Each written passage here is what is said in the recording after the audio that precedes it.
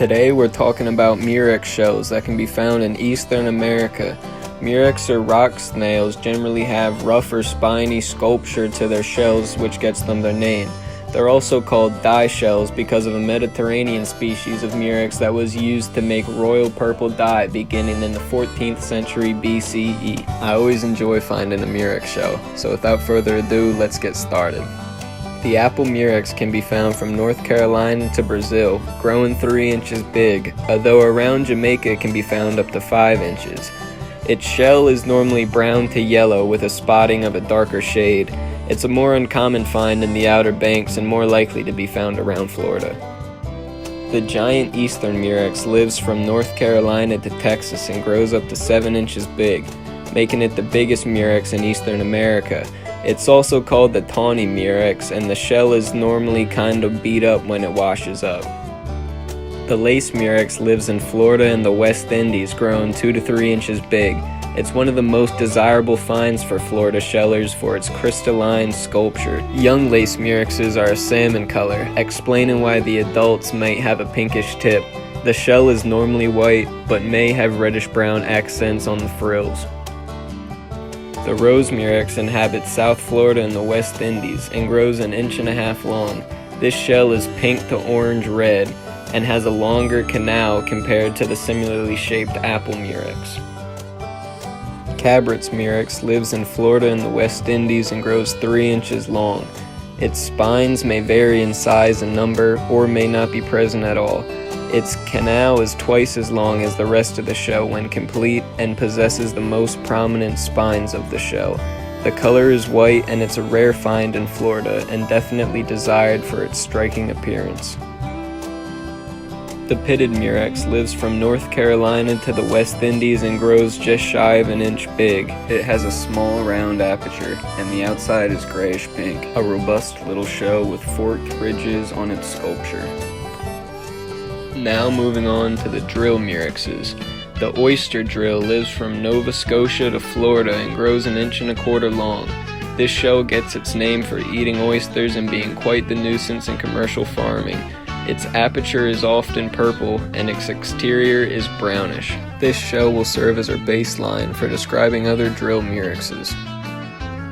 The thick-lipped drill shell can be found from Massachusetts to Florida and grows 1 inch big. This shell is beige to white and may have a brown aperture. This drill possesses a lip every half rotation of growth on its shell, and it's quite a stunning shell to be found so far north. The sharp-ribbed drill lives in Florida, the Bahamas, and Cuba, and can be 1 inch big. Looks like a thick-lipped drill but with a pointier lip and can display much more extravagant colors, including striped and orange creamsicle. It also may be brown. This is quite a stunning shell. The Gulf oyster drill, living in West Florida and growing 1 inch big. This shell differs from the typical oyster drill in the spacing of the bands on the shell being slightly farther apart. The shell also possesses stripes and has a plain interior opposed to the purple interior in the regular drill. The Tampa oyster drill lives in West Florida and grows to be 1 inch big. This snail inhabits mud flats around Tampa Bay and has distinct netted vertical ridges cut by strong sculptured revolving cords. The ridges are paler than the space in between, being a grayish color. The mauvemouthed drill lives in West Florida and grows 1 inch big. This drill has nodes at the shoulders of its ribs and its aperture is commonly mauve-colored. Our last drill is the false drill, living from North Carolina to the Gulf of Mexico and growing 1 inch big.